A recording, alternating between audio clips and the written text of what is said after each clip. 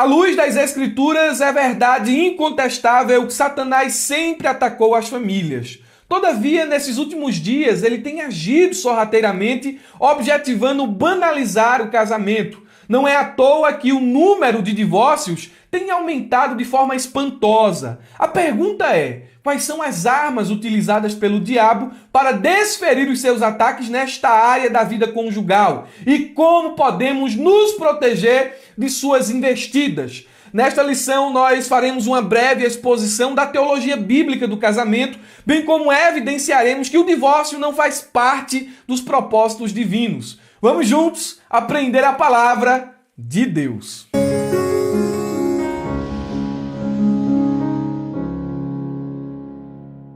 Meus irmãos, quero cumprimentá-los com a paz do Senhor Jesus. Sou Murilo Alencar e estamos dando início a mais uma pré-aula da Escola Bíblica Dominical. Deixo aqui o meu abraço especial a você que é aluno da ferramenta EBD e está assistindo esta pré-aula pela plataforma de nossa ferramenta. Você que ainda não é aluno e assiste esta pré-aula agora pelo YouTube, aproveita para se inscrever em nosso canal, ativar o sininho para receber as notificações e deixar o seu like. E mais importante que isso, conheça a ferramenta EBD. O link está na descrição do vídeo. Você vai clicar e vai ter acesso a essa ferramenta extraordinária que tem tudo o que o superintendente, o supervisor, o dirigente, o professor, o adjunto, o secretário, o aluno da escola dominical precisam em um só lugar. Ferramenta EBD é bênção para você. Meus irmãos, nós agora daremos início ao estudo da lição de número 4, datada do dia 24 de julho de 2022,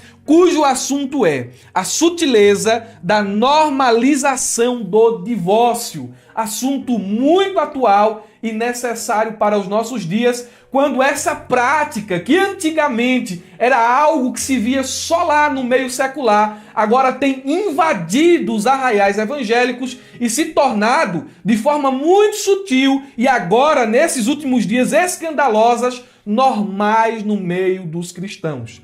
Nós temos visto que o divórcio tem feito parte não só da vida da membresia da igreja, mas também do ministério, daqueles que deveriam ser exemplos na sua vida conjugal. E agora nós precisamos tornar a discutir aquilo que é óbvio, que o divórcio não faz parte do propósito divino para o casamento. O nosso texto áureo nos diz assim: assim não são mais dois, mas uma só carne. Portanto, o que Deus ajuntou, não separe o homem. Mateus capítulo de número 19, versículo de número 6. Na tradução NVT, podemos ler o texto da seguinte maneira: uma vez que já não são mais dois, veja o que é o casamento, essa união monossomática, não são mais dois, mas um só, que ninguém separe o que Deus uniu. O casamento, ele é para ser indissolúvel. Quem foi que realizou o primeiro casamento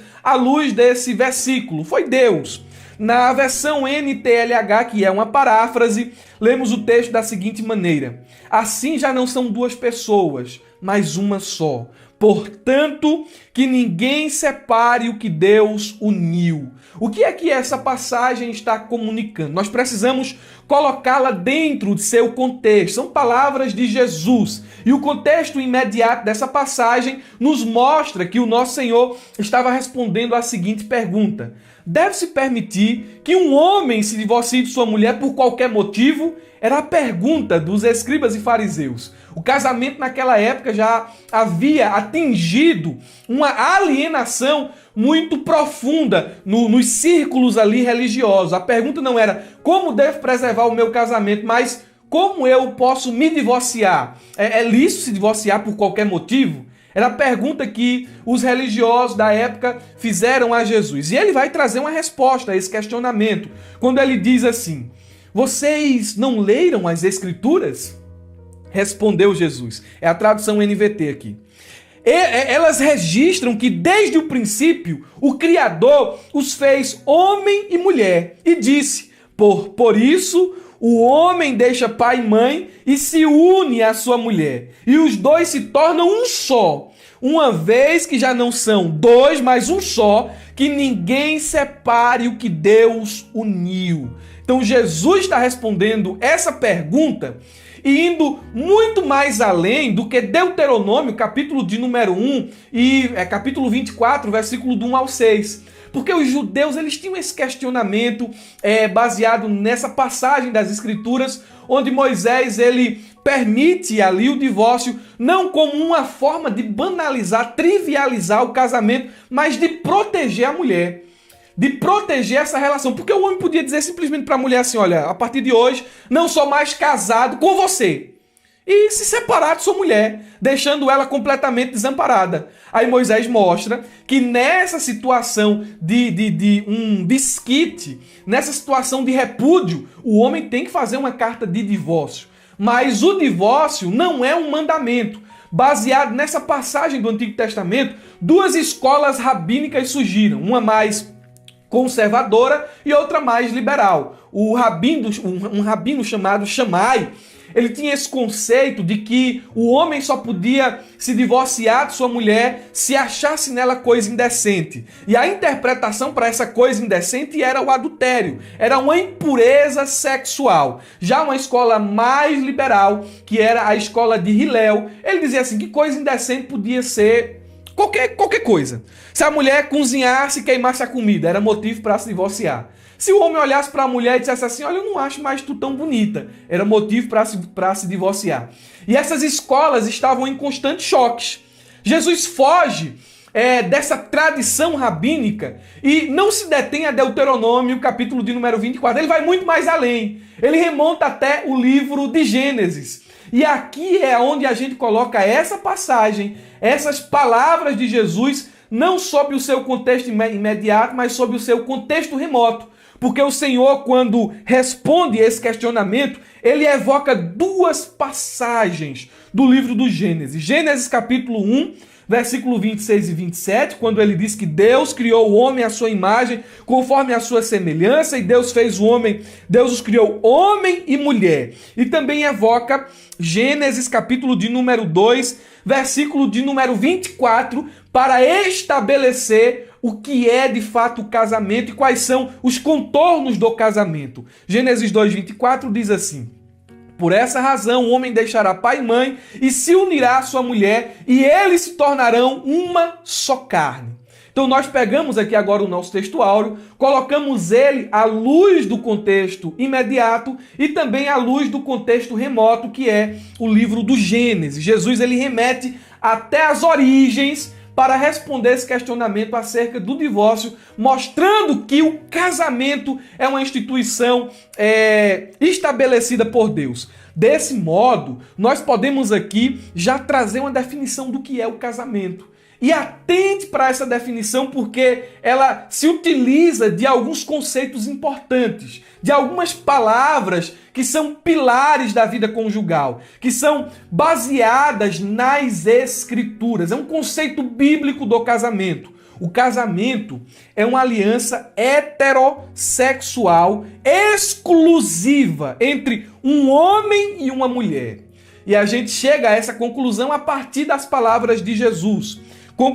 Continuando, ordenada e selada por Deus. É isso que é o casamento. Essa aliança ela foi ordenada e selada por Deus, precedida por um ato público de deixar os pais, consumada na união sexual, resultando numa parceria permanente e mútua e normalmente coroada pelo dom dos filhos. Pelo dom de deixar uma geração, né? Pelo dom, a bênção que é ter filhos. Então essa é uma definição do que é casamento. E a gente pode trazer algumas implicações baseadas aqui em nosso texto áureo e também na leitura bíblica em classe, que é onde está o nosso texto de ouro. Onde o nosso texto de ouro está inserido também ali.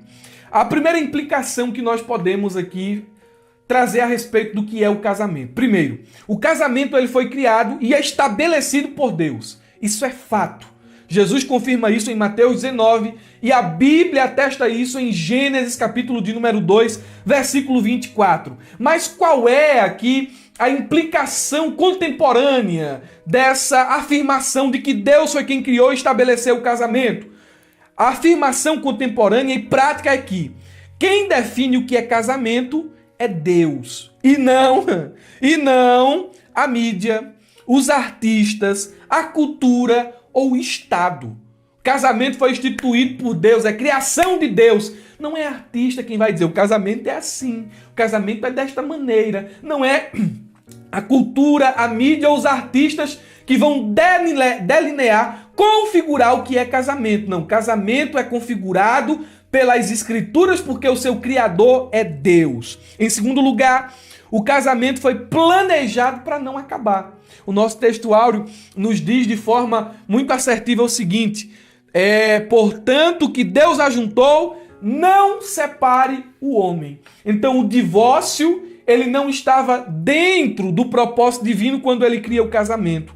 Em terceiro lugar, o casamento é fruto do coração amoroso de Deus. O divórcio é fruto do coração endurecido do homem.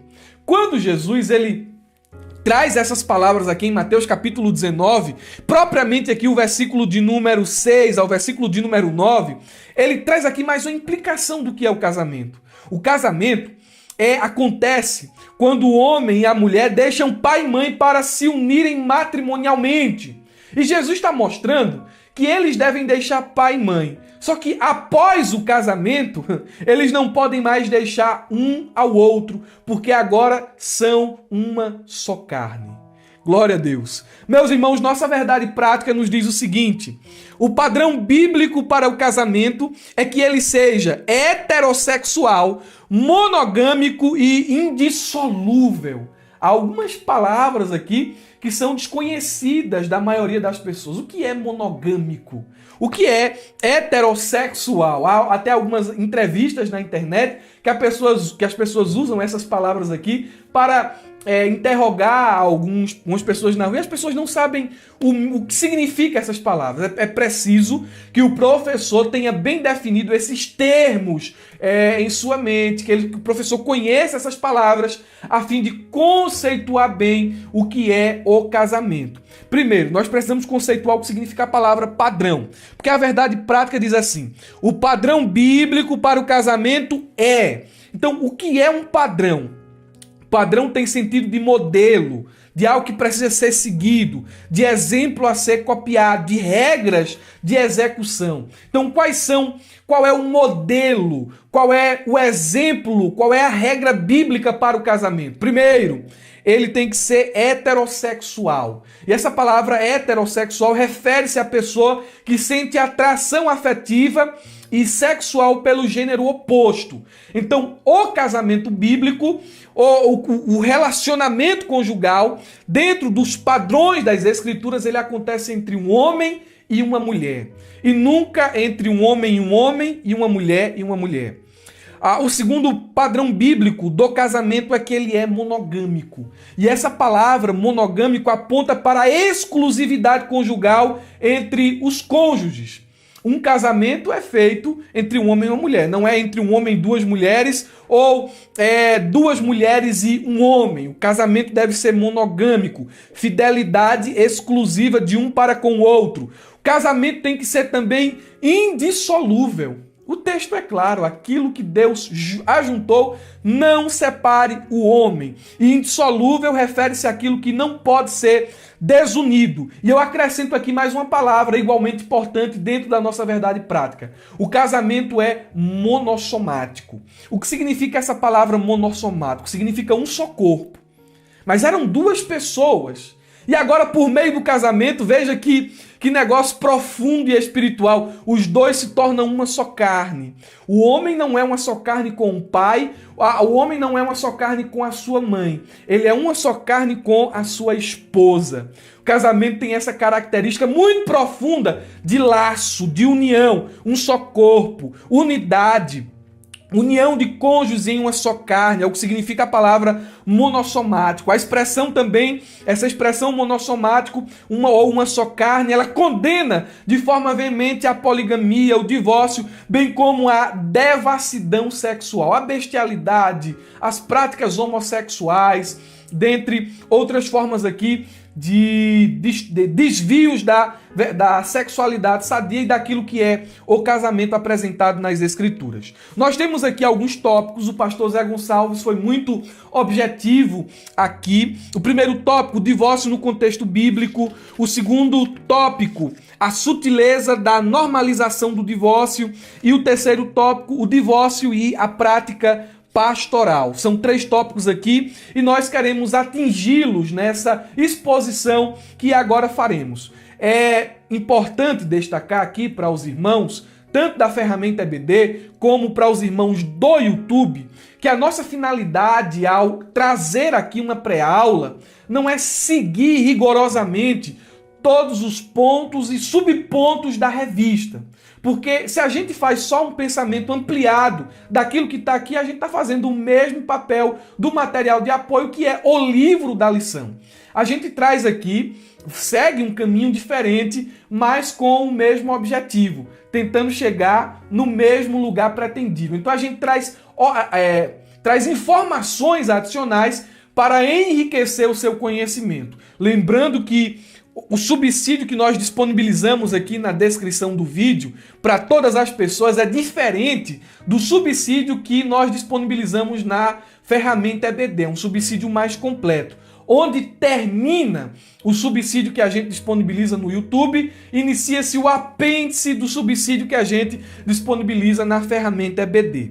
Então vamos seguir aqui em nossa pré-aula. O subsídio eu dividi aqui de forma diferente dentro desse esboço. O primeiro tópico do subsídio é o casamento, uma instituição divina.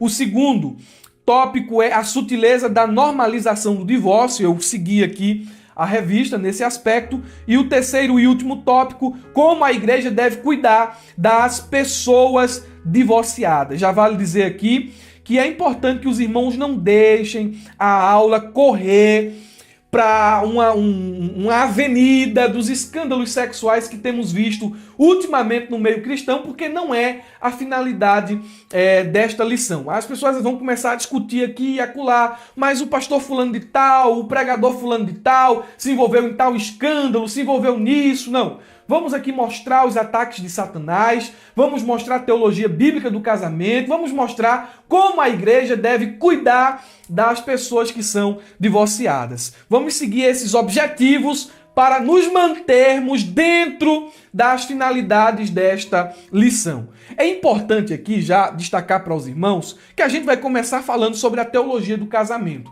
Por que eu achei importante descrever o que é casamento? Mas, irmão Murilo, a lição está falando sobre normalização do divórcio, eu sei. Mas eu acho importante a gente descrever a teologia do casamento, o que é um casamento bíblico, quais são os princípios das Escrituras que norteiam o casamento, para que a gente entenda que o divórcio é uma coisa terrível e que Satanás tenta destruir o casamento justamente porque ele quer acabar com as famílias. E acabando com as famílias, a igreja será enfraquecida, né? Uma família fraca, igrejas que têm famílias fracas é uma igreja sem poder, é uma igreja fraca, é uma igreja desestruturada. Quando a família é forte, é bem estruturada, a igreja, consequentemente, também é uma igreja estruturada, é uma igreja saudável. Então, a melhor forma de resistir aos ataques de Satanás ao casamento é entender o que é o casamento segundo as Escrituras. E eu quero aqui mostrar já em alguns pontos aqui o casamento conforme a Bíblia. Em primeiro lugar, o casamento é uma demonstração da graça imensurável de Deus, criado com o propósito de nos fazer experimentar um relacionamento de igualdade, amor, comunhão e complementaridade. Complementaridade, é isso mesmo. Então, dentro desse ambiente conjugal, o crente, o servo de Deus, deve experimentar tudo isso. Igualdade, amor, comunhão e ter a sua completude no cônjuge. A Bíblia diz em Gênesis 2,18, o Senhor disse, não é bom que o homem esteja sozinho. Então, Deus, ele viu essa necessidade no homem, ele está só. Então, qual foi a ação de Deus? Farei alguém que o ajude e o complete. É o que diz a versão NVT. Sabe qual é a sua missão dentro do casamento? É fazer com que o seu esposo nunca se sinta só. Nunca se sinta solitário. É fazer com que seu esposo se sinta completo.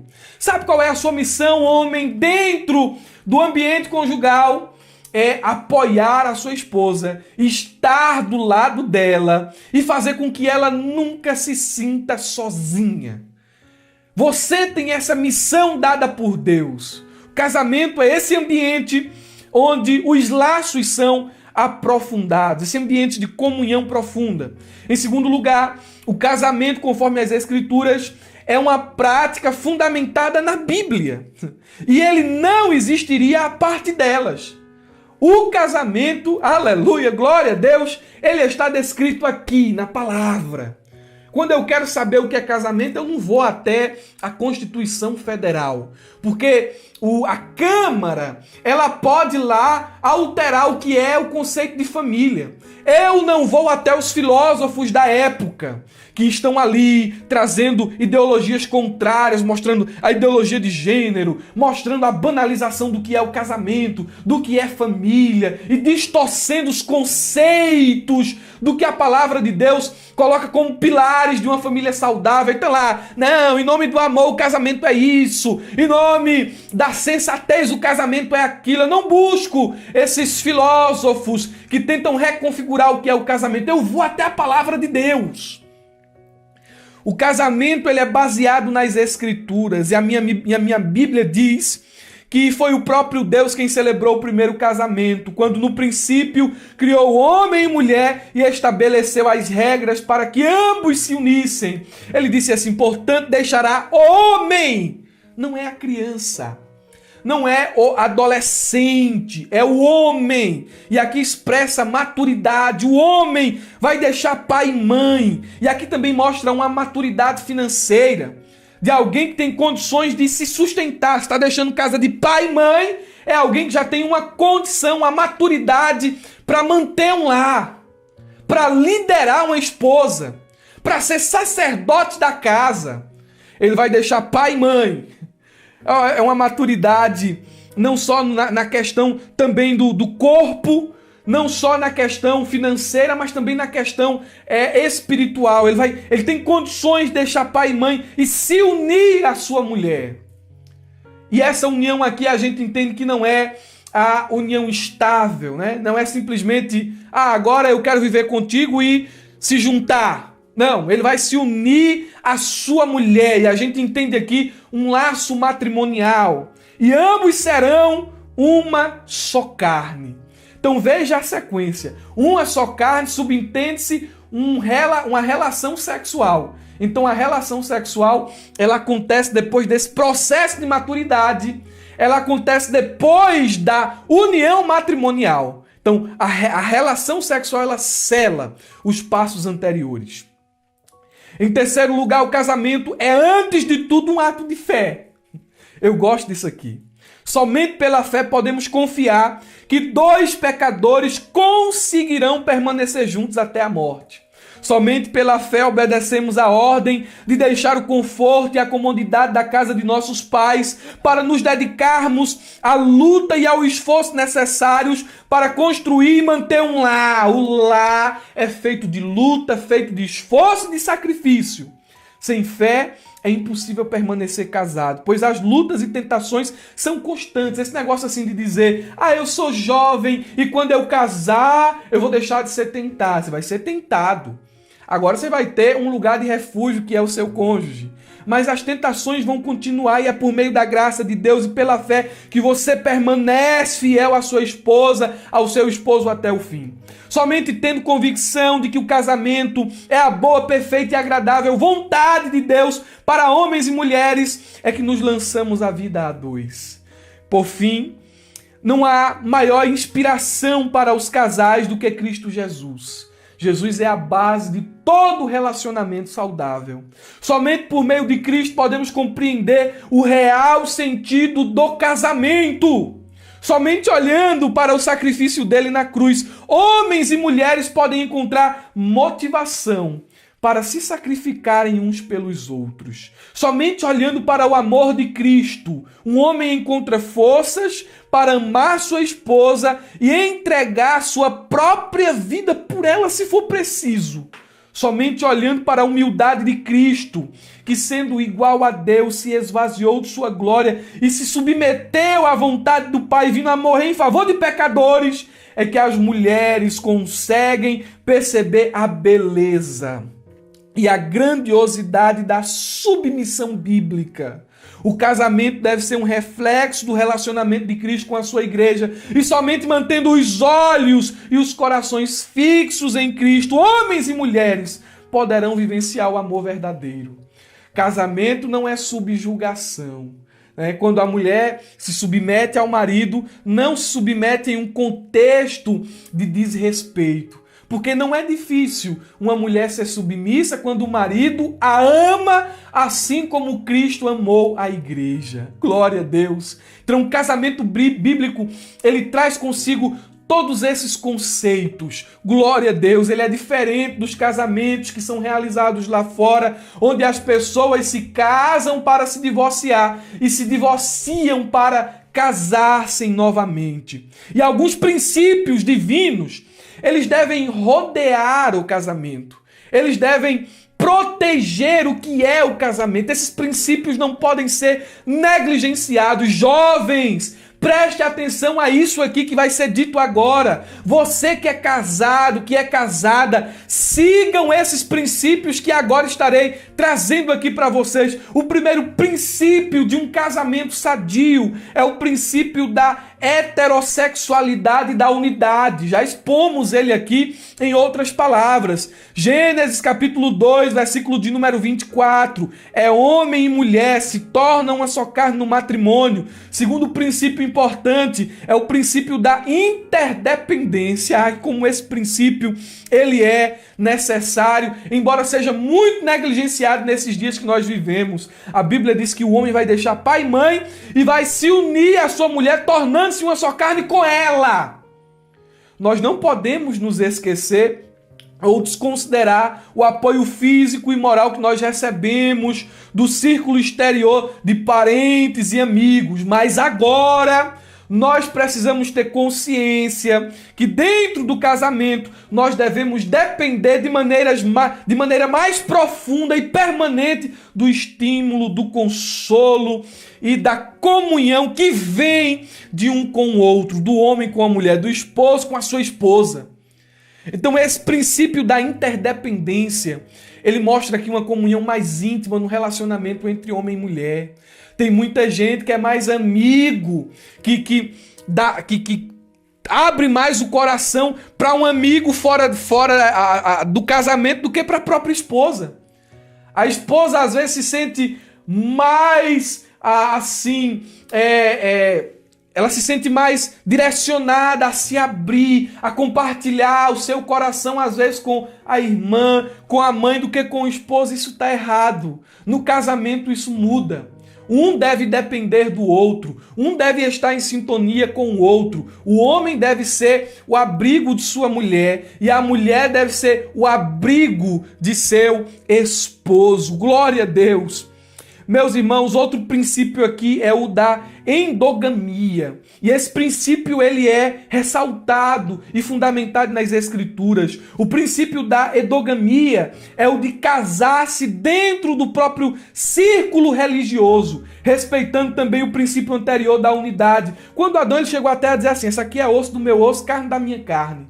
Então isso é princípio da endogamia. A Bíblia diz lá em 2 Coríntios, de forma mais clara, capítulo 6, versículo 14, não vos ponhais em julgo desigual com os incrédulos, porquanto que sociedade pode haver entre a justiça e a iniquidade, ou que comunhão há entre luz e trevas. Então nós devemos respeitar esse princípio dentro do casamento. Nós devemos nos unir matrimonialmente com pessoas que tenham o mesmo pensamento que o nosso, que têm as mesmas expectativas que a nossa, que têm a mesma fé que a nossa. Dentro da minha aliança aqui, eu utilizei um versículo de Ruth, né? Geralmente a pessoa... Não vai dar para ver, lógico, né? As pessoas geralmente usam um texto aqui, né? Colocam o nome da pessoa, né? No caso, o nome de minha esposa é Ana Messia. As pessoas colocam o nome da esposa, ou não sei assim, mas eu achei tão bonito, né, colocar um versículo bíblico aqui. Sabe qual é o versículo bíblico que eu coloquei dentro aqui da minha aliança? Diz assim: o meu povo é o teu povo. Porque o casamento mostra isso, né? Teu povo é o meu povo. Aí na aliança dela tá escrito assim dentro: o teu Deus é o meu Deus. Então, se deve casar-se com alguém que honre a Deus, que tenha os mesmos princípios teológicos que você tem. Por exemplo, eu acho muito difícil um casamento ele dar certo, mesmo quando se fala entre cristãos de denominações diferentes. Por exemplo, um assembleiano se casar com um batista, um presbiteriano se casar com um adventista. Vai haver choques. E para que o casamento ele mantenha-se saudável, esse princípio da endogamia deve ser seguido. Outro princípio é o da monogamia, princípio que nós já discorremos aqui. Mas vamos trazer uma fundamentação bíblica. 1 Coríntios capítulo 7, versículo 2 diz assim: cada um tem a sua própria esposa e cada uma o seu próprio marido. Um quinto princípio é o da permanência. Que princípio extraordinário. Esse princípio da permanência mostra que o casamento ele foi instituído para ser vitalício. É o que o nosso textuário diz: aquilo que Deus uniu, não separe o homem. Temos aqui ainda o princípio da privacidade. Irmãos, como esse princípio precisa ser levado em consideração. Esse princípio é intencionado por Deus para que os parceiros conjugais tenham privacidade.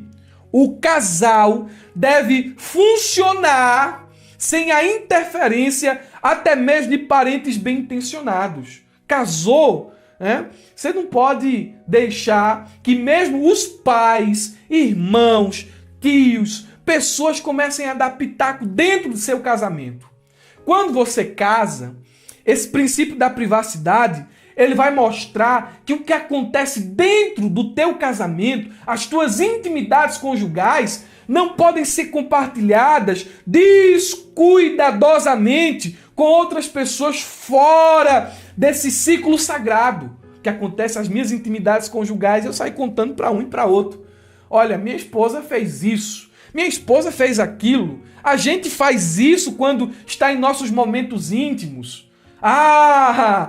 É levar reclamação do esposo para a mãe, é levar reclamação da esposa para a mãe, para a sogra e aí por diante. Isso vira bagunça. O casamento deve obedecer esse princípio da privacidade. Quando é que esse princípio da privacidade ele deve ser, e olha só, quando eu falo assim, porque tem gente que diz assim, então tem coisa que tudo que acontece no casamento tem que ficar em silêncio. Não. Às vezes o casal precisa de ajuda. E quando o casal precisa de ajuda, ele vai buscar, não no ímpio, não no leigo, não no neófito, ajuda. Ele vai buscar ajuda especializada, uma ajuda pastoral, ele vai buscar aconselhamento, ou então uma ajuda médica também, porque não dizer assim. Então, mas percebam que o princípio da privacidade precisa ser respeitado. E um sétimo princípio é o princípio da exclusividade. E esse princípio é definido pelo conceito de que marido e mulher são ligados um ao outro por promessas mútuas. Princípio da exclusividade demonstra fidelidade conjugal. Esses princípios, eles norteiam o casamento saudável. Então, é isso que a Bíblia fala a respeito do verdadeiro, ou melhor dizendo, não do verdadeiro, desculpem usar essa expressão, mas esses princípios aqui, eles norteiam o casamento saudável segundo as Escrituras. Agora, o que é que Satanás tenta fazer? Ele tenta solapar esses princípios. Satanás tenta desconfigurar o conceito do que é família. Lembra do que a gente descreveu, o que é uma família lá, o que é o casamento, lá no texto áureo? Satanás tenta desconfigurar isso. Os construtores sociais, os filósofos da época desacreditam e reconfiguram o que é amor. Satanás usa armas para normalizar o divórcio, para tentar solapar essa instituição divina que é o casamento. O divórcio é uma coisa tão terrível. E a gente parte aqui para um segundo tópico da nossa exposição, que é a sutileza da normalização do divórcio. E olha que coisa, irmãos. O divórcio, o que é divórcio? Guarde essa definição porque ela é muito pesada. O divórcio é a quebra de uma aliança feita na presença de Deus. Deus é o Deus de pactos. E o divórcio é a quebra de um pacto feito na presença de Deus. O divórcio é a apostasia do amor. Dizia o pastor, não é Josué Gonçalves. É a apostasia do amor. É a rejeição de alguém que foi intensamente desejado. O divórcio nunca é festejado, pois é momento de luto, dor e tristeza. No divórcio ninguém ganha. Nem o evangelho, nem o homem, nem a mulher e nem os filhos. O divórcio é o rompimento permanente de uma família. O divórcio afeta negativamente a vida dos filhos. O divórcio é uma ferida que nunca sara completamente. Era uma só carne. E agora de forma abrupta, essa uma só carne se desfaz. E isso abre feridas que não saram. Feridas que sempre irão doer. O divórcio, na maioria das vezes, leva a conflitos financeiros intermináveis. Se o primeiro casamento é difícil, o segundo e o terceiro são mais difíceis ainda. Como assim, irmão Murilo? O divorciado leva uma bagagem pesada dos primeiros casamentos. Então, ferida, culpa, dor, desconfiança é uma bagagem que o divorciado leva para o seu novo relacionamento. Ao se separarem, os pais enviam uma mensagem aos filhos que o divórcio é uma opção viável, um meio de escape quando surgir a primeira crise no casamento. O divórcio é uma coisa terrível, irmãos. Ninguém ganha com o divórcio. E o diabo sabe disso. Porque o diabo sabe que se ele destruir os casamentos, automaticamente ele está destruindo a igreja. E quais são as armas que o diabo utiliza para atacar o casamento? Veja aqui, a sutileza da normalização do divórcio. É um ataque do diabo para destruir o casamento e tornar o divórcio uma coisa normal e aceitável. Eu vou citar aqui quais são as armas do diabo.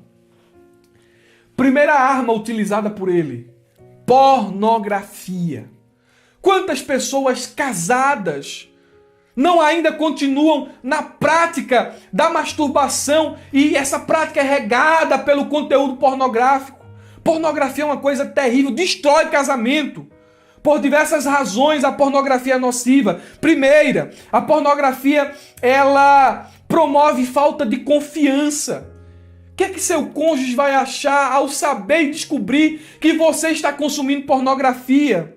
A pornografia, ela promove a degradação da mulher, uma comparação injusta, achar que sua esposa deve se submeter à mesma coisa que acontece no filme pornográfico, degradação da mulher. Pornografia é egoísmo. A pornografia promove insatisfação conjugal. Você passa a ter mais prazer na prática ilícita do que com o seu cônjuge. A pornografia promove uma deteriorização da vida sexual. A pornografia, ela abre, escancara a porta para o adultério. E Satanás utiliza essa forma, essa arma, para destruir os casamentos. Outra arma utilizada pelo diabo é a mídia negativa. Você pensa que não, mas diariamente a gente é bombardeado de todos os lados por mídias negativas em relação ao que é e ao casamento. Eu vou dizer aqui, novelas. Você assiste uma novela e veja o poder de influência que tem uma novela. Você torce para acontecer um adultério. Você torce para que o homem ou para que a mulher fique com a pessoa que não é o seu esposo. Vídeos de humor. Esse humor que mostra que o casamento é uma coisa ruim, que a vida de casado é uma prisão. Músicas que louvam o adultério, que cantam a infidelidade conjugal. filmes e seriados que exaltam as relações extraconjugais e incentivam a traição, banalizando o casamento e a fidelidade conjugal. Meus irmãos, a mídia é uma coisa terrível. Eu acredito que muita gente que está me assistindo aqui já ouviu falar em uma série chamada A Casa de Papel, ou A Casa de Papel. Quem assistiu essa série viu que a trama acontece quando alguns bandidos, eles invadem o Banco da Espanha para roubar ali o banco. E começa ali uma perseguição policial, né? Os bandidos querem roubar, a polícia quer prender os bandidos. Pergunte às pessoas que assistiram essa série. Eu acho 99,9,9% dessas pessoas. Pergunte a elas quem foi que torceu pela polícia. Quem foi que quis que a polícia prendesse eles? Não, as pessoas estavam torcendo pelos ladrões, para que os ladrões saíssem impunes. Veja o poder da mídia negativa. Veja o poder que tem a mídia de influenciar os nossos conceitos, as nossas vontades. Então Satanás se utiliza disso aqui para mostrar que o casamento não é uma coisa boa, que o divórcio é normal, que a infidelidade conjugal, todo mundo na verdade peca, nós somos carne. São armas que Satanás utiliza. Outra arma que Satanás utiliza com muita frequência são pessoas profanas. Meu Deus do céu. Tome muito cuidado com esse tipo de gente que não valoriza o casamento, que já se divorciou várias vezes e essa pessoa ela tenta solapar, tenta sabotar o casamento de outras pessoas. E isso pode incluir aqui parentes e até mesmo algum dos nossos chamados amigos. É gente que chega perto assim, se tua mulher é assim, tu tem que fazer isso, tu tem que fazer aquilo, tem que responder à altura. Ele acabou com o casamento dele, agora quer acabar o teu. Satanás usa gente assim. Satanás também se utiliza da negligência das responsabilidades conjugais. Quando o homem... Eu podia falar aqui sobre muitas negligências de responsabilidades conjugais, mas eu vou me deter aqui, eu vou fazer menção aqui à ausência de afeto e de sexo entre os cônjuges. Satanás se utiliza dessas ações que tu às vezes toma dentro do teu casamento como uma porta para ele entrar e reinar. Para ele entrar e destruir o teu casamento. Quando há uma negligência de responsabilidades conjugais. Quando o homem já não tem mais prazer em sua esposa e se nega a ela. E quando a esposa não tem mais prazer em seu esposo e se nega a ele. Então Satanás se utiliza dessa porta que tu abre para destruir o teu casamento. Aí é aí onde... Olha, a sutileza aqui é de um jeito tão terrível. Escuta o que eu vou lhe dizer aqui agora. Satanás consegue banalizar o sexo dentro do ambiente conjugal. Você já parou para pensar nisso aqui? Como é que o sexo pode ser banalizado dentro do ambiente conjugal? Eu poderia aqui citar várias coisas. Sodomia. Eu poderia aqui citar... Lógico, quando se coloca outra pessoa dentro do relacionamento, quando acha que para salvar o casamento, para que o casamento seja estimulante, é preciso ter mais um parceiro ali, ter um sexo a três. Mas uma das coisas mais comuns que acontecem em nosso meio é a prostituição doméstica. É quando o sexo se torna moeda de troca. Não, se você não fizer isso, hoje à noite não tem. Não, se você não me der aquilo, se você não me der dinheiro, se você não comprar isso pra mim, também não tem. Prostituição doméstica é o nome que se dá isso. Satanás é tão sutil que ele consegue banalizar a prática sexual dentro do ambiente conjugal. E tem muita gente caindo nessa sutileza do diabo. E é aí onde o casamento ele acaba. Muitos casamentos terminam quando há a negligência das responsabilidades conjugais. Em quinto lugar, Satanás utiliza a arma da infidelidade. O sexo extraconjugal é a quebra de um pacto feito diante de Deus. O adultério, em outras palavras, é a quebra de uma aliança que tem como base a fidelidade. É desonrar o cônjuge e o próprio corpo. Mas aí tem gente que diz assim, eu me apaixonei por outra pessoa estando casado. O que é que eu faço agora, irmão Murilo? Um estudioso, ele vai dizer que a paixão, ela é uma demência temporária. Sabe o que é a paixão extraconjugal? É uma loucura. É uma loucura. Guarda isso aí. Mas Satanás também utiliza a arma da dureza de coração. Muitos casamentos são desfeitos devido à incredulidade, à nossa dificuldade em perdoar e à nossa dureza de coração. A gente tem, assim, meus irmãos, eu digo isso até com uma certa tristeza, né? A gente prega que Deus ele transforma o pecador. A gente prega que Deus realiza milagres e maravilhas. Mas nós somos hesitantes quando... nós hesitamos quando o assunto é a restauração de um casamento falido. Não, Deus pode fazer tudo, só não pode restaurar um casamento falido. É o que acreditam as pessoas que se divorciam. Nós precisamos crer que Deus pode mudar a história de um casamento fracassado. Nós devemos olhar para isso aqui agora que acabei de expor e entender que as armas que o diabo usa são múltiplas. E é por isso que nós devemos recorrer diariamente a Deus e a sua palavra, a oração. E também nós devemos não nos afastar de nosso cônjuge, mas abrir o nosso coração dentro do ambiente do casamento, lutar pelo nosso cônjuge, lutar pela pureza, lutar pelo amor, de fato se sacrificar, abrir mão de alguns direitos para manter o nosso casamento. Satanás ele vai utilizar a arma da incompatibilidade, a arma da felicidade, dizendo assim, o que importa é ser feliz, e eu não estou feliz com o casamento, eu preciso deixar isso aqui e buscar a minha felicidade. Nós precisamos estar atentos contra as armas do diabo, e tudo isso aqui, o diabo coloca dentro do liquidificador, bate tudo isso aqui, para no final ele dizer assim, o divórcio é normal. Você pode se divorciar sem peso na consciência. Divorcie, isso é normal. E a gente precisa olhar para esse tipo de coisa aqui. Infelizmente, muita gente tem caído nos ataques de Satanás e se divorciado. E a pergunta agora é, o que é que a gente faz com essa pessoa que se divorciou?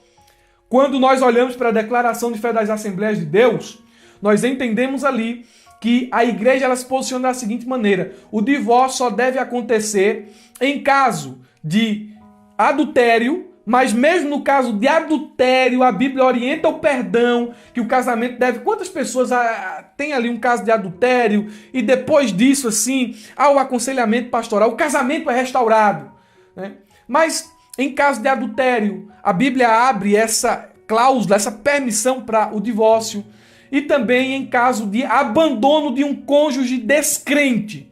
Mas todos os casos devem ser analisados particularmente. O divórcio é uma porta de emergência. O que é uma porta de emergência? Ou tu sai ou tu morre. O divórcio nunca deve ser uma porta de saída quando as coisas ficam difíceis. Você deve lutar pelo seu casamento. Agora, na igreja há muitas pessoas divorciadas. E como é que nós devemos tratar essas pessoas? Porque a pessoa divorciada, quando ela não é a agente do divórcio, né, ela foi a pessoa que sofreu ali a ação do divórcio, ela fica ali com alguns traumas. Ou quando é o cônjuge traído, quando é o cônjuge abandonado, ele fica ali com alguns traumas. Quais são os traumas? Porque o divórcio provoca efeito emocional, efeitos emocionais. Medo, culpa, ansiedade, depressão, ira, amargura, frustração.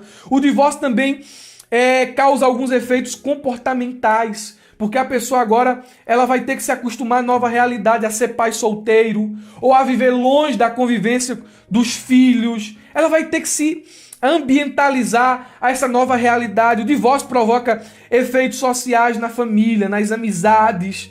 O divorciado, ele tem algumas questões mal resolvidas, ele tem algumas incertezas com relação a um novo relacionamento. Como é que a igreja deve acolher essas pessoas? Primeiro, a igreja não pode olhar para essas pessoas como leprosas, né? Como pessoas que não merecem o cuidado, como pessoas que divorciar, acabou, qual é o fim do mundo? A igreja tem que acolher essas pessoas. A igreja deve integrar essas pessoas. O cuidado pastoral, ou o pastor, ele deve agir com sabedoria e amor, direcionando os divorciados conforme os princípios da palavra de Deus, tratando as feridas da alma. Porque o divorciado é uma pessoa que está ferida e precisa ser tratada. O pastor, ele deve discipular e preparar o divorciado para que ele tenha um novo relacionamento saudável conforme as Escrituras, como não foi o primeiro. Meus irmãos, o divórcio nunca é a vontade de Deus. Se tem alguém divorciado aqui, este momento assistindo essa pré-aula, saiba que Deus é um Deus de recomeços. Saiba que Deus pode lhe ajudar nessa fase difícil de sua vida. Saiba que o Senhor pode lhe dar forças para permanecer fiel, porque muita gente, quando se divorcia, a primeira coisa que faz é abandonar a igreja, é abandonar a fé, se desviar por causa da vergonha, e assim, mais do que um relacionamento, mais do que um casamento, o divorciado agora perde a salvação. E essa mentira que Satanás quer colocar na tua mente, são duas mentiras. A primeira é que o divórcio é uma coisa normal, que você pode se divorciar aqui, acolá, aqui, acolá, aqui, acolá, aqui, acolá, e isso pode se perpetuar até o fim de sua vida. É normal o divórcio. E a segunda mentira que Satanás tenta implantar na vida da pessoa que se divorcia é que acabou para ela. Que agora é melhor ela estar no mundo. Que a igreja não é mais o lugar dela. Pelo contrário, o povo de Deus deve acolher a pessoa que se divorciou e confrontar ela com a verdade, ensinando a pessoa divorciada os princípios da palavra de Deus, mas também se preocupando com a salvação dela. Então, essa mentira de que agora eu sou sujo, não posso mais fazer parte da igreja porque me divorciei, é uma mentira que Satanás está colocando na tua mente e no teu coração. Mas que esta pré-aula abra, aleluia, os teus olhos para que você entenda que Deus é um Deus de recomeços e que agora você pode fazer diferente. Amém? Então, meus irmãos, a aula, ou melhor dizendo, o subsídio, ele continua agora para quem faz parte da ferramenta EBD, não o subsídio em vídeo, mas o subsídio em texto aqui. É só uma palhinha aqui, a gente tem esboço de um sermão sobre o divórcio, lá em Malaquias, capítulo 2, versículo 10 ao 16. A gente tem o fluxograma, que também só recebe quem faz parte da ferramenta EBD. Perguntas para debate e reflexão, temos aqui algumas perguntas. Dentro do subsídio ainda nós temos aqui a Declaração de Fé das Assembleias de Deus, um trecho do livro. Temos aqui ainda as causas do divórcio. Temos ainda dentro do subsídio como evitar o divórcio. E além desse material teológico, a gente tem aqui material de marketing, divulgação e materiais complementares. Amém? Então Deus abençoe sua vida. Se não é aluno da ferramenta EBD, você está perdendo muita coisa, tá certo? Mas independente disso, abra a jaula. Tenha um ótimo fim de semana e uma ótima escola bíblica dominical. Deus abençoe a sua vida em nome de Jesus.